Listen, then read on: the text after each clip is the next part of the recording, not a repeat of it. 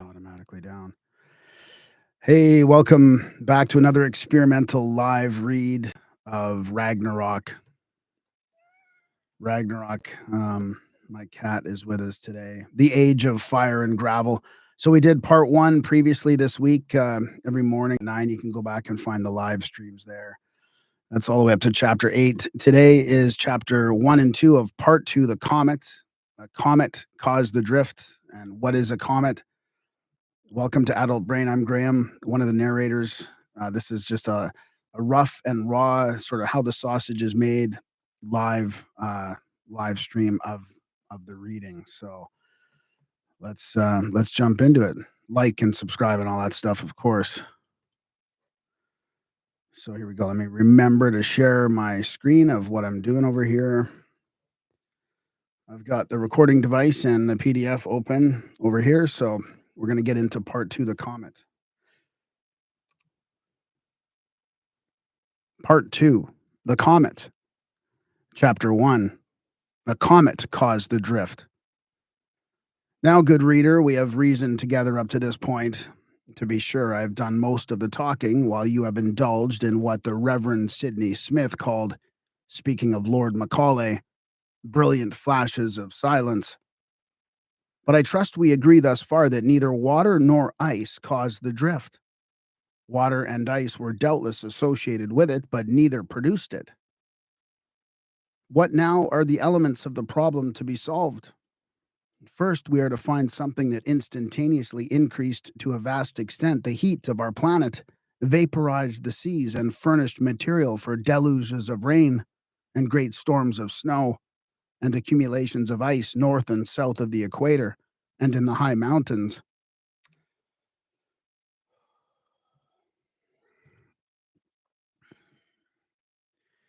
Just got to take breaks every now and then for some breath. Check. Check.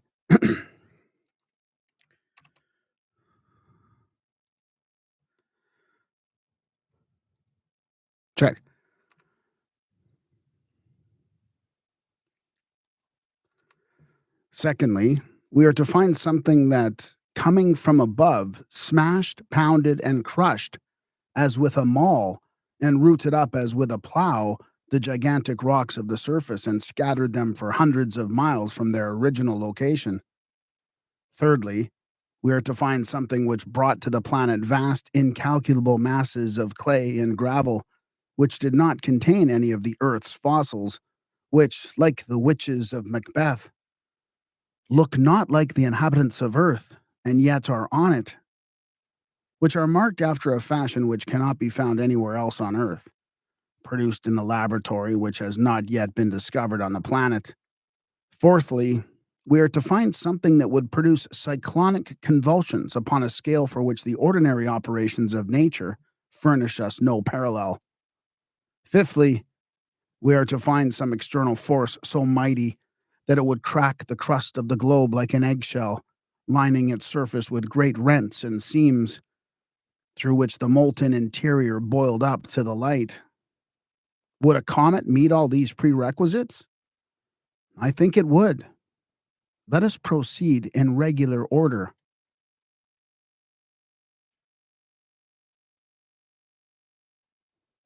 Chapter 2. What is a comet? In the first place, are comets composed of solid, liquid, or gaseous substances? Are they something or the next thing to nothing?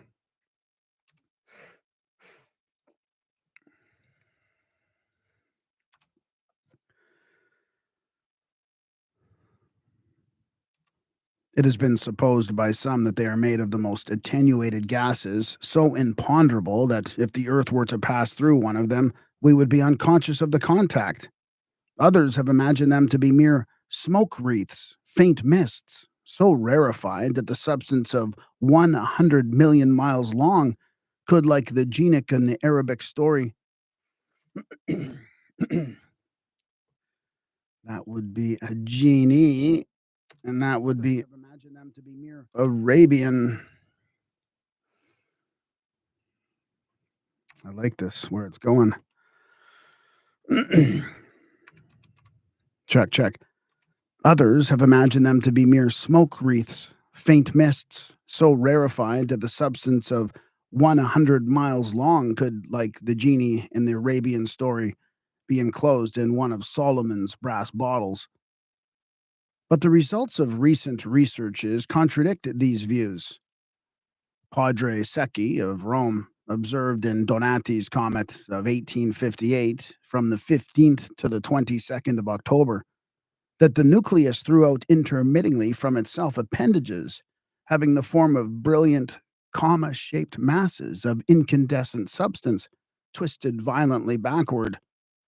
He accounts for these very remarkable changes of configuration by the influence first of the sun's heat upon the comet's substance as it approached toward perihelion, and afterward by the production in the luminous emanations thus generated of enormous tides and perturbation derangements. Some of the most conspicuous of these luminous developments occurred on October 11th, when the comet was at its nearest approach to the Earth, and on October 17th, when it was nearest to the planet Venus. He has no doubt that the close neighborhood of the Earth and Venus at those times was the effective cause of the sudden changes of aspect, and that those changes of aspect may be accepted as proof that the comet's substance consists of really ponderable material. Mr. Lockyer used the spectroscope to analyze the light of Coggia's comet. I gotta check the pronunciation of that. I missed that one. See, I'll use my assistant here.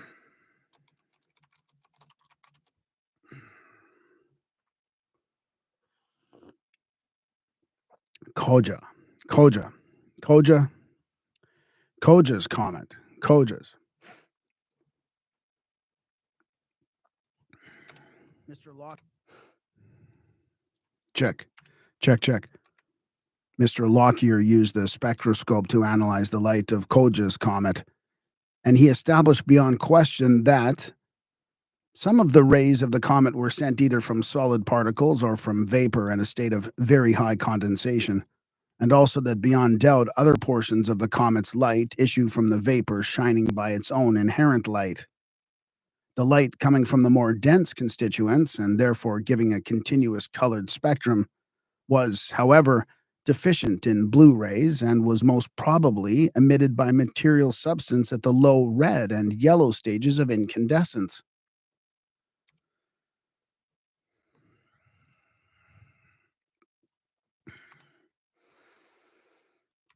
Padre Secchi at Rome believed he saw in the comet carbon or an oxide of carbon as the source of the bright luminous bands. And the Abbe Monio asks whether this comet may not be, after all,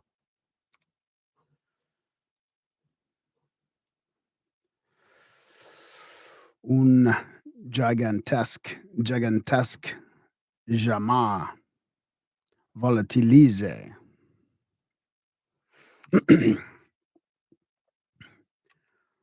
Un gigantesque jamais volatilisé. Un gigantesque jamais volatilisé.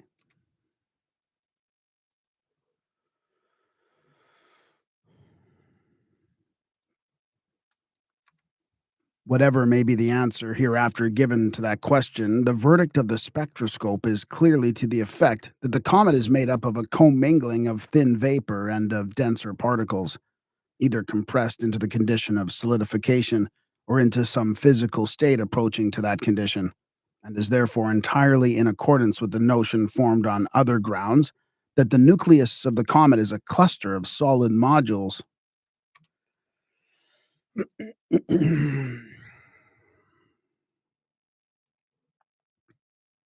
Whatever may be the answer. Check.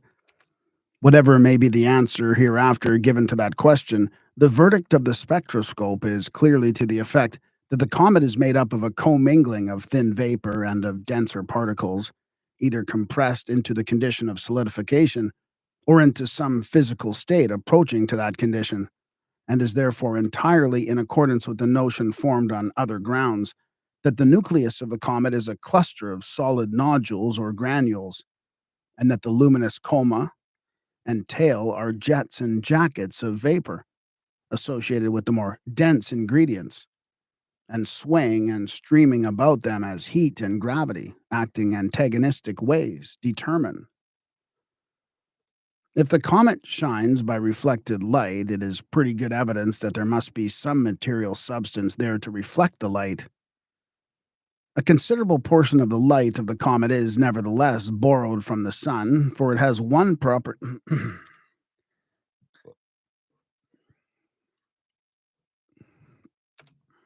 A cons-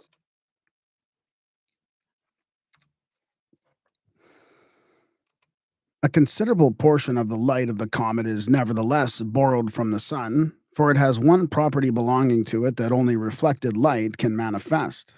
It is capable of being polarized by prisms of double refracting spar. Polarization of this character is only possible when the light that is operated upon has already been reflected from an imperfectly transparent medium. There is considerable difference of opinion as to whether the head of the comet is solid matter or inflammable gas. There is nearly all. Didn't want to do that. there, is near- there is nearly always a point of superior brilliancy perceptible in the comet's head, which is termed its nucleus, and it is necessarily a matter of pressing interest to determine what this bright nucleus is, whether it is really a kernel of hard, solid substance or merely a whiff of something.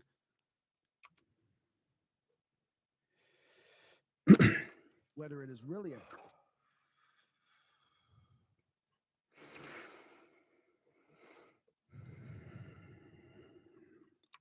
whether it is really a kernel of hard, solid substance or merely a whiff of somewhat more condensed vapor.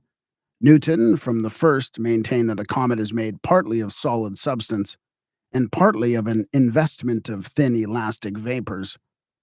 If this is the case, it is manifest that the central nodule of dense substance should be capable of intercepting light when it passes in front of a more distant luminary, such as a fixed star. Comets, on this account, have been watched very narrowly whenever there have been making such a passage.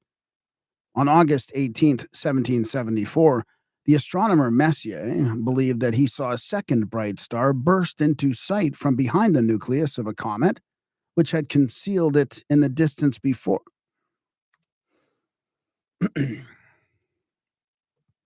redo that guy. On August, which had concealed it the instant before. On August 18th, 1774, the astronomer Messier believed that he saw a second bright star burst into sight from behind the nucleus of a comet, which had concealed it the instant before.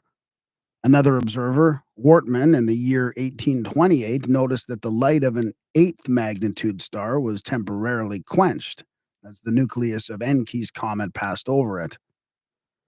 Others, again, have held that the stars have been seen through the comet's nucleus.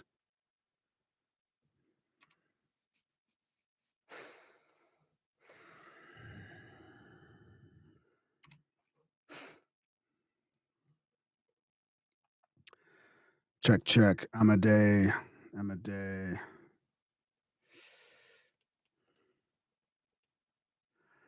Amadei. Amadei Giman. Giman. Giman. Giman? Giman? Giman. Gi. Giman. Giman. Giman. Amadei Giman.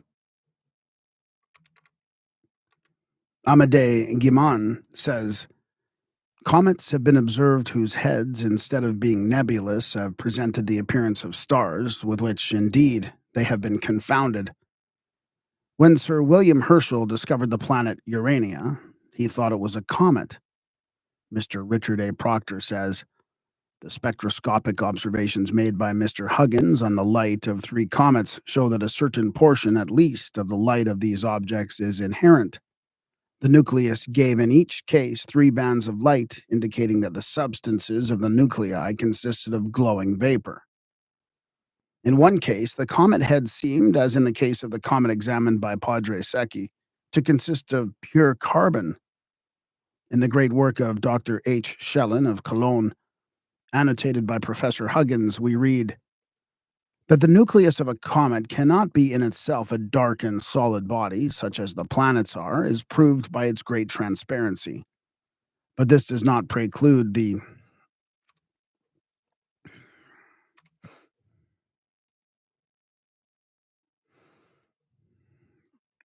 check.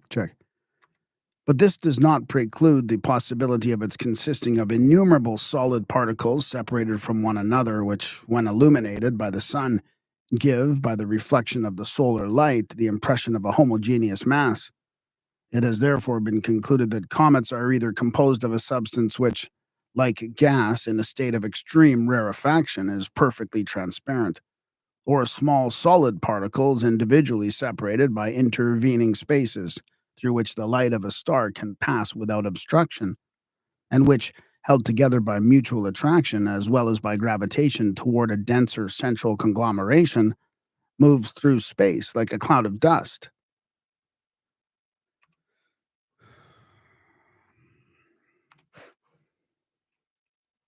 Schiaparelli. Skya, Schiaparelli. Check.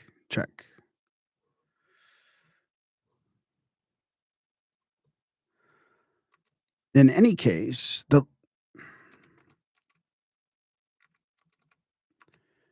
case, connection Schiaparelli. In any case, the connection lately noticed by Schiaparelli between comets and meteoric showers seems to necessitate In any case, the connection lately noticed by Schiaparelli between comets and meteoric showers seems to necessitate the supposition that in many comets a similar aggregation of particles seems to exist. I cannot better sum up the latest results of research than by giving Dr. Schellen's words in the work just cited. By collating these various phenomena, the conviction can scarcely be resisted that the nuclei of comets not only emit their own light, which is that of a glowing gas, but also, together with the coma and the tail, reflect the light of the sun. There seems nothing, therefore, to contradict the theory that the mass of a comet may be composed of minute solid bodies, kept apart from one another in the same way as the infinitesimal particles forming a cloud of dust or smoke are held closely together.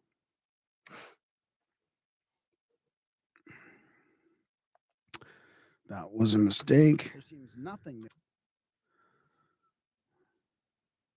Let's try that one again. There seems nothing, therefore, to contradict the theory that a mass of a comet may be composed of minute solid bodies, kept apart from one another in the same way as the infinitesimal particles forming a cloud of dust or smoke are held together. There seems nothing, therefore, to contradict the theory that the mass of a comet may be composed of minute solid bodies, kept apart one from another in the same way as the infinitesimal particles forming a cloud of dust or smoke are held loosely together, and that as the comet approaches the sun, the most easily fusible constituents of these small bodies becomes wholly or partially vaporized, and in a condition of white heat, overtake the remaining solid particles and surround the nucleus in a self-luminous cloud of glowing vapor. Here, then, we have the comet. First, a more or less solid nucleus on fire, blazing, glowing. Second, vast masses of gas heated to a white heat and enveloping the nucleus and constitute.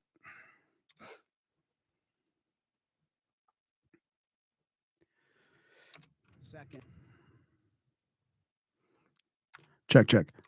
Second, vast masses of gas heated. Second, vast masses of gas heated to a white heat and enveloping the nucleus and constituting the luminous head, which was in one case 50 times as large as the moon. Third, solid materials constituting the tail, possibly the nucleus also, which are ponderable, which reflect the sun's light and are carried along the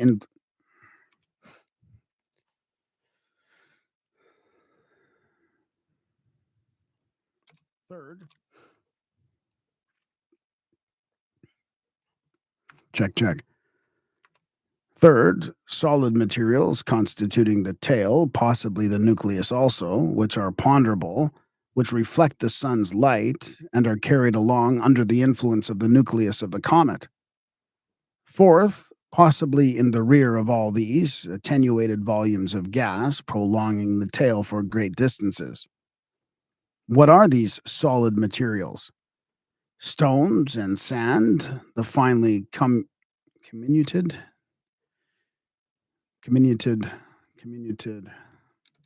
stone.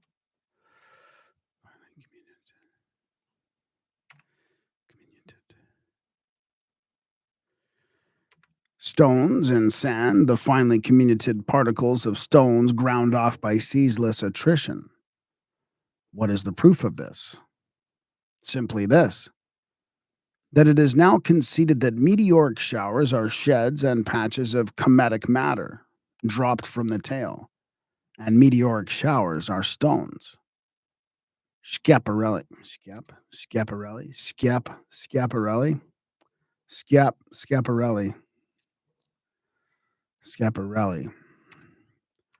Schiaparelli considers meteors to be dispersed portions of the comet's original substance, that is, of the substance with which the comet entered the solar domain. Thus, comets would come to be regarded as consisting of a multitude of relatively minute masses. Now, what is the genesis of a comet? How did it come to be? How was it born? In the first place, there are many things which would connect them with our planets. They belong to the solar system, they revolve around the sun, says Amadei Guillaume.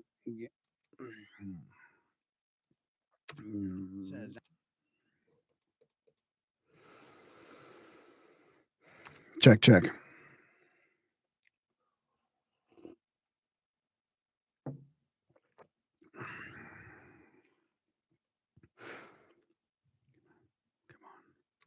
Says Amadei Guimon, comets form a part of our solar system. Like the planets, they revolve about the sun, traversing with very variable velocities, extremely elongated orbits. We shall see reason to believe that they contain the same kinds of substances of which the planets are composed. Their orbits seem to be reminiscences of former planetary conditions.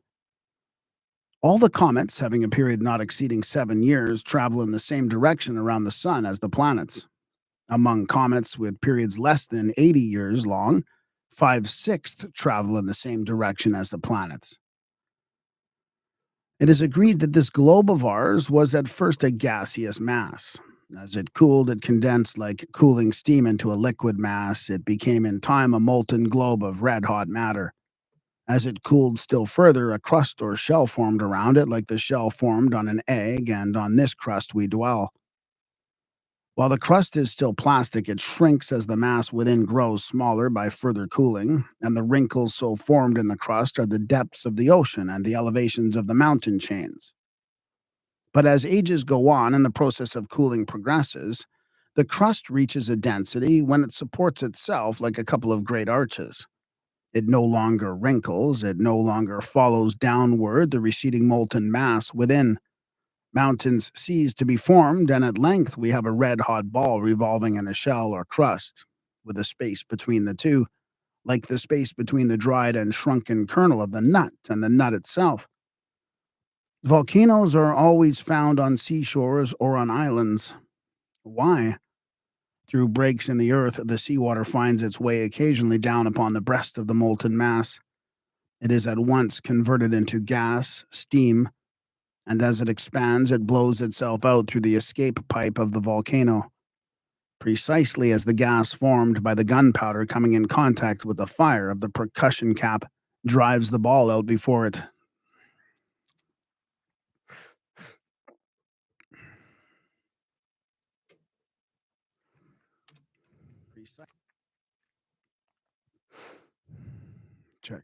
Check. I'm going to redo that one here. Precisely as the gas formed by the gunpowder coming in contact with the fire of the percussion cap drives the ball out before it through the same passage by which it had entered. Hence, someone has said, no water, no volcano. While the amount of water which so enters is small because of the smallness of the cavity between the shell of the earth and the molten globe within, this process is carried on upon a comparatively small scale and is safe one for the earth.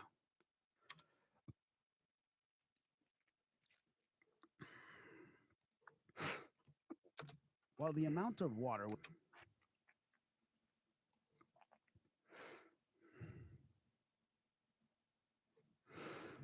check, check, check. While the amount of water which so enters is small because of the smallness of the cavity between the shell and the earth. While the amount of water which so enters is small because of the smallness of the cavity between the shell of the earth and the molten globe within, this process is carried on upon a comparatively small scale and is a safe one for the earth. But suppose the process of cooling to go on uninterruptedly until a vast space exists between the crust and the core of the earth, and that someday a convulsion of the surface creates a great chasm in the crust, and the ocean rushes in and fills up part of the cavity. A tremendous quantity of steam is formed, too great to escape by the aperture through which it entered. An explosion takes place, and the crust of the earth is blown into a million fragments. The great molten ball within remains intact, though sorely torn. In its center is still the force we call gravity. The fragments of the crust cannot fly off into space. They are constrained to follow the master power. they are check, check. They are constrained to follow the master power lodged in the ball, which now becomes the nucleus of a comet, still blazing and burning and vomiting flame. They are constrained to follow the master power lodged in the ball, which now becomes the nucleus of a comet, still blazing and burning and vomiting flames and wearing itself away. The catastrophe has disarranged its course, but it still revolves in a prolonged orbit around the sun, carrying its broken debris in a long trail behind it. The debris arranges itself in a regular order. The largest fragments are on or nearest the head. The smaller are farther away, diminishing in regular gradation until the farthest extremity, the tail, consists of sand, dust, and gases. There is a continual movement of the particles of the tail, operated upon by the attraction and repulsion of the sun. The fragments collide and crash against each other. By a natural law, each stone places itself so that its longest diameter coincides with the direction of the motion of the comet. Hence, as they scrape against each other, they mark each other with lines or stria, lengthwise of their longest diameter. The fine dust ground out by the perpetual collisions does not go off into space or pack around the stones, but, still governed by the attraction of the head, it falls to the rear and takes its place, like the small men of a regiment, in the farther part of the tail. Now, all this agrees with what science tells us of the constitution of clay. It is a finely levigated.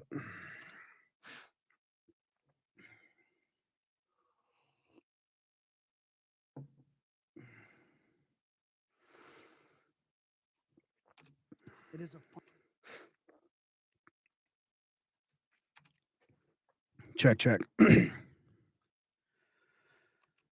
It is a finely levigated silico-aluminous earth formed by the disintegration of feldspathic, or granite rocks. It is a finely levigated silico-aluminous earth formed by the disintegration of feldspathic or granite rocks. The particles ground out of feldspar are finer than those derived from mica and hornblende, and we can readily understand how the great forces of gravity, acting upon the dust of the comet's tail, might separate one from the other, or how magnetic waves passing through the comet might arrange all the particles containing iron by themselves, and thus produce that marvelous separation of the constituents of the granite which we have found to exist in the drift clays. If the destroyed world possessed no sedimentary rocks, then the entire material of the comet would consist of granitic stones and dust, such as constitutes clays. The stones are reduced to a small size by the constant attrition. The stones of the till are not of the largest. Indeed, boulders above 4 feet in diameter are comparatively seldom met with in the till. And this theory is corroborated by the fact that the eminent German geologist, Dr. Hahn, has recently discovered an entire series of organic remains in meteoric stones of the class called chrondites, and which he identifies as belonging to classes of sponges, corals, and crinoids. Dr. Weinland, another distinguished German, corroborates. Blah, blah, blah.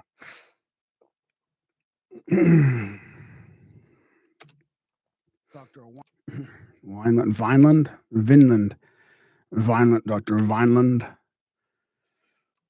Dr. Vineland, another distinguished German, corroborates these discoveries, and he has also found fragments in these stones very much like the youngest marine chalk in the Gulf of Mexico, and he thinks he sees, under the microscope, traces of vegetable growth. Francis Burgum says, this entire extraterrestrial fauna hitherto discovered, which already comprises about 50 different species, and from which originates from different meteoric falls, even from some during the last century.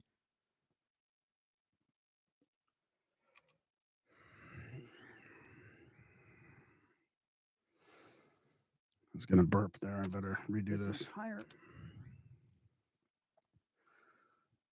The burping and the coughing and the snorting is a problem. This entire extraterrestrial fauna, check. This entire extraterrestrial fauna hitherto discovered, which already comprises about 50 different species, and which originates from different meteoric falls, even from some during the last century, conveys the impression that it doubtlessly once formed. This entire extraterrestrial fauna hitherto discovered, which already comprises about 50 different species and which originates from different meteoric falls, even from some during the last century, conveys the impression that it doubtlessly once formed part of a single extraterrestrial celestial body with a unique creation, which in bygone ages seems to have been overtaken by a grand catastrophe, during which it was broken up into fragments.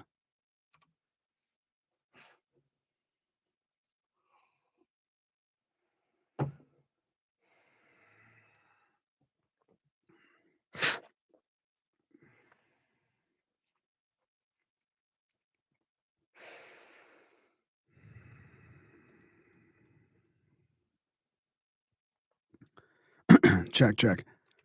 When we remember that meteors are now generally believed to be the droppings of comets, we come very near to proof of the supposition that comets are the debris of exploded planets. For only on planets can we suppose that life existed, for there was required for the growth of these sponges, corals, and crinoids, rocks, earth, water, seas or lakes, atmosphere, sunshine, and a range of temperature between the degree of cold, where life is frozen up, and the degree of heat, in which it is burned up. Hence, these meteors must be fragments of bodies possessing Earth like conditions. We know that the heavenly bodies are formed of the same material as our globe. Dana says, meteoric stones exemplify the same chemical and crystallographic laws as the rocks of the earth, and have afforded no new element or principle of any kind. It may be presumed, therefore, that the granite check.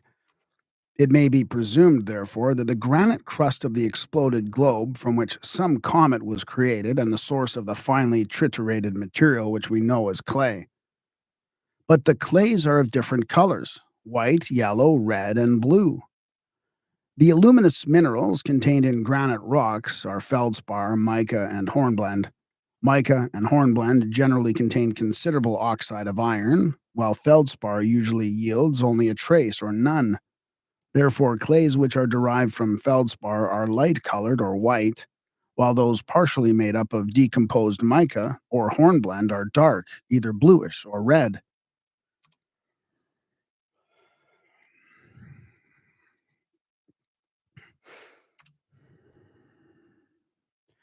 Check, check. The tail of the comet seems to be perpetually in motion. It is, says one writer, continually changing and fluctuating as vaporous masses of cloud like structure might be conceived to do. And in some instances, there has been a strong appearance even of an undulating movement. The great comet of 1858, Donati's comet, which many now living will well remember, and which was of such a size that when its head was near our horizon, the extremity of the tail reached nearly to the zenith, illustrated this continual movement of the material of the tail. That appendage shrank and enlarged millions of miles in length. Mr. Lockyer believed that he saw in Coggia's comet. What was that again? Koji. Where was that?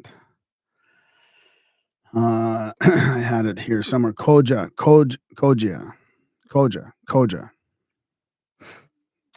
Mr. Lockyer.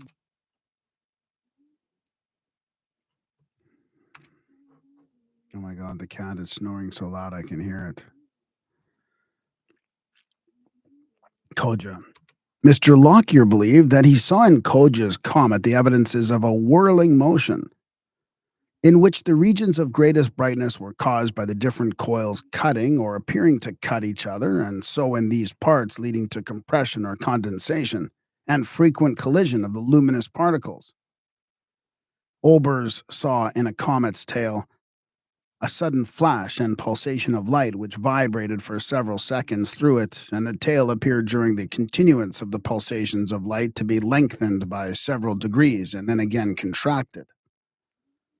Now, in this perpetual motion, this conflict, these great thrills of movement, we are to find the source of the clays which cover a large part of our globe to a depth of hundreds of feet.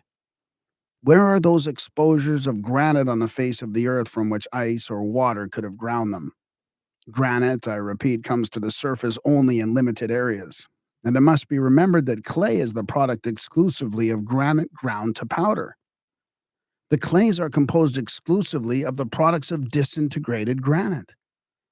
They contain but a trace of lime or magnesia or organic matters, and these can be supposed to have been infiltrated into them after their arrival on the face of the earth. Other kinds of rock, ground up, form sand. Moreover, we have seen that neither glaciers nor ice sheets now produce such clays. We shall see as we proceed that the legends of mankind in describing the comet that struck the earth represented it as partly colored. It is speckled in one legend, spotted like a tiger in another. Sometimes it is a white boar in the heavens, sometimes a blue snake. Sometimes it is red with the blood of the millions that are to perish. Doubtless these separate formations ground out of the granite form the mica, hornblende, or feldspar, respectively, may, as I have said, under great laws, acted upon by magnetism or electricity, have arranged themselves in separate lines or sheets in the tail of the comet, and hence we find that the clays of one region are of one color, while those of another are of a different hue.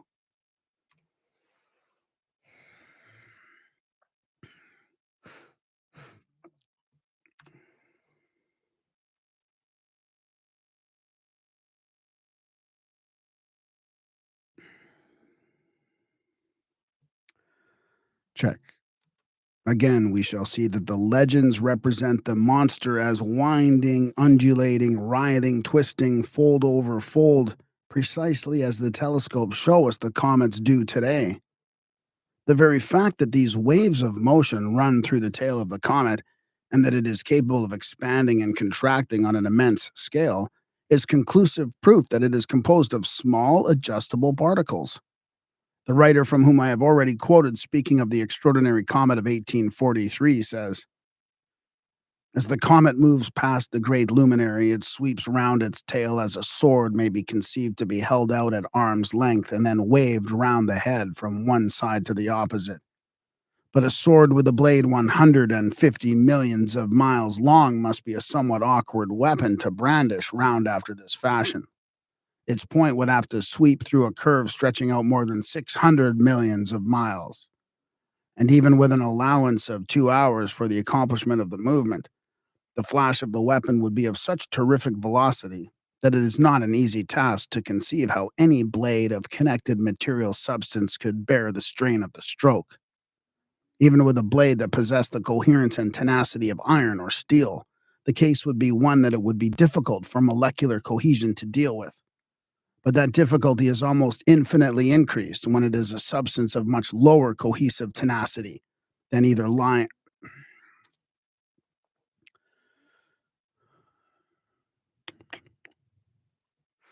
The case would be one that it would be difficult for. Where am I at here? But that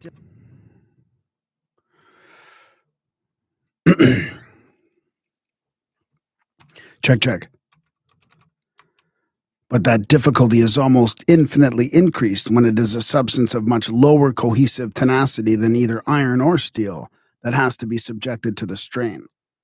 There would be at least some mitigation of this difficulty if it were lawful to assume that the substance which is subjected to the strain was not amenable to the laws of ponderable existence.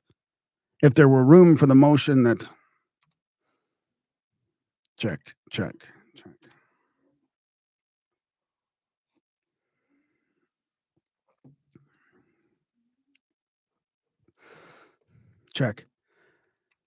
If there were room for the notion that comets and their tails, which have to be brandished in such a stupendous fashion, were sky specters, immaterial phantoms, unreal visions of that negative shadow kind which has been alluded to. This, however, unfortunately, is not a permissible alternative in the circumstances of the case. The great underlying and indispensable fact that the comet comes rushing up toward the sun out of space and then shoots around that central. Excuse me. The great underlying.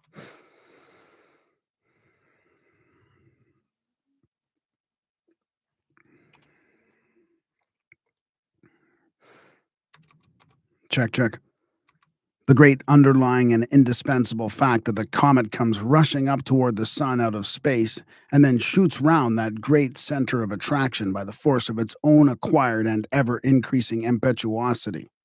The fact that it is obedient through this course to the law of elliptical, or so to speak more exactly, of conic section movement, permits of no doubt as to the condition of materiality. The comet is obviously drawn by the influence of the sun's mass and is subservient to that all-pervading law of sympathetic gravitation, that it is sustaining bond of the material universe. It is ponderable substance beyond all question, and held by that chain of physical connection which it was the glory of Newton to discover. If the comet were not a material and ponderable substance, it would not gravitate round the sun, and it would not move with increasing velocity as it neared the mighty mass until it had gathered the energy for its own escape in the enhanced and quickened momentum. In the first instance, the ready obedience to the attraction and then the overshooting of the spot from which it is exerted combine to establish the comet's right to stand ranked at least among the ponderable bodies of space. And it is to the comet we must look for the source of a great part of those vast deposits of gravel which go on to constitute the drift. I'm going to redo that sentence there. And it is, I don't know, is the comet the reason for the dust?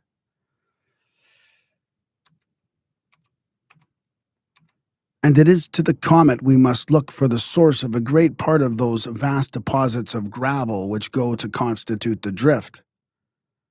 They have been.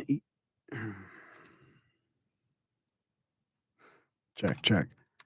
They have been usually attributed to the action of waves, but the mechanical work of the ocean is mostly confined to its shores and soundings, where alone material exists in quantity within reach of the waves and currents. The eroding action is greatest for a short distance above the height of half tide, and except in violent storms, it is almost null below low tide. But if anyone will examine a sea beach, he will see not a vast mass of pebbles perpetually rolling and grinding each other, but an expanse of sand. And this is to be expected, for as soon as a part of the pebbles is, by the attrition of the waves, reduced to sand, The sand packs around the stones and arrests their further waste. To form such a mass of gravel as is found in the drift, we must conceive of some way whereby, as soon as the sand is formed, it is removed from the stones while the work of attrition goes on. This process we can conceive of in a comet if the finer detritus is constantly carried back and arranged in the order of the size of its particles. To illustrate my meaning, let one place any hard substance consisting of large fragments in a mortar and proceed to reduce it with a pestle to a fine powder. The work proceeds rapidly at first until a portion of the material is triturated. Then you find that the pulverized part has packed around and protected the larger fragments, and the work is brought to a standstill. You have to remove the finer material if you would crush the pieces that remain. The sea does not separate the sand from the gravel. It places all together at elevations where the waves cannot reach them.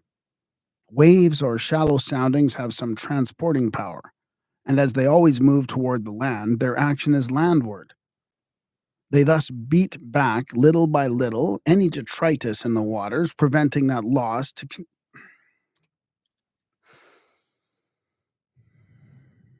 check. Check.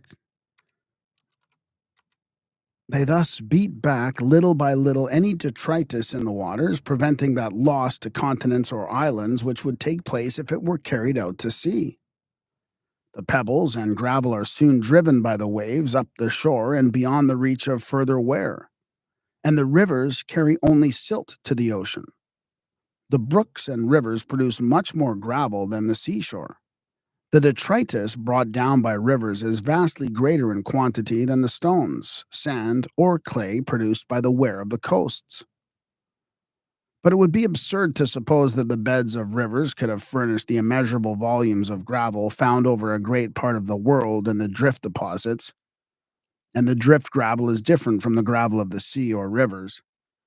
Geeky says, speaking of the till, there's something very peculiar about the shape of the stones. They are neither round and oval like the pebbles in river gravel or the shingle of the seashore, nor are they sharply angular like newly fallen debris at the base of a cliff, although they more closely resemble the latter than the former.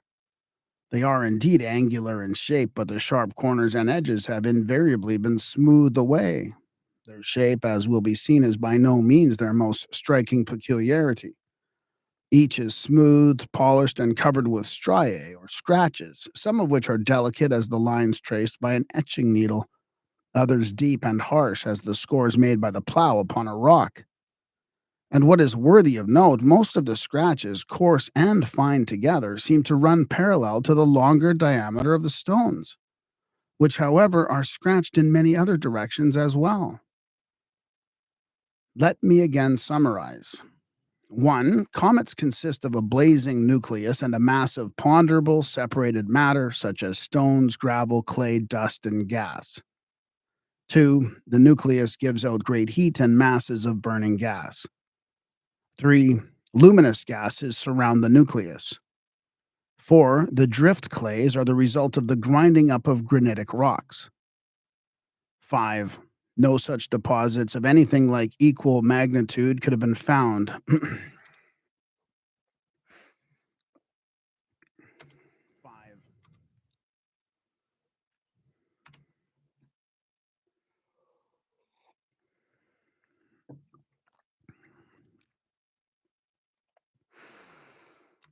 5. No such deposits of anything like equal magnitude could have been formed on the Earth.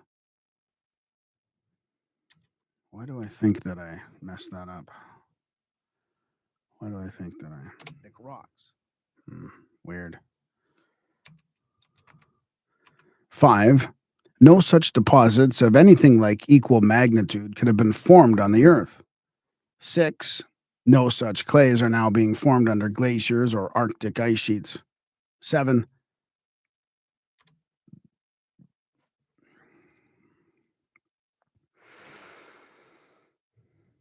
These clays were ground out of the substance of the comet by the endless changes of position of the material of which it is composed as it flew through space during its incalculable journeys in the long reaches of time.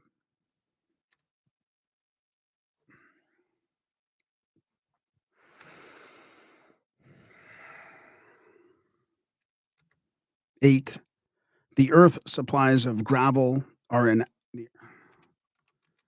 8. The Earth's supplies of gravel are inadequate to account for the gravel of the drift deposits.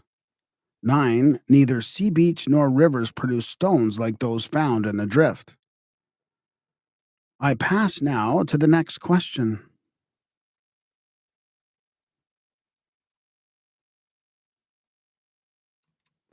Which is chapter 3 for tomorrow. I don't know if it'll be 3 and 4 or 3, 4, and 5, but another sort of like half hour, 40-minute type thing.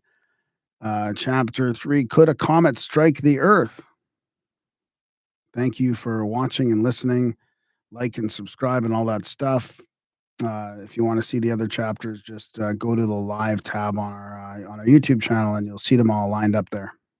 Thank you.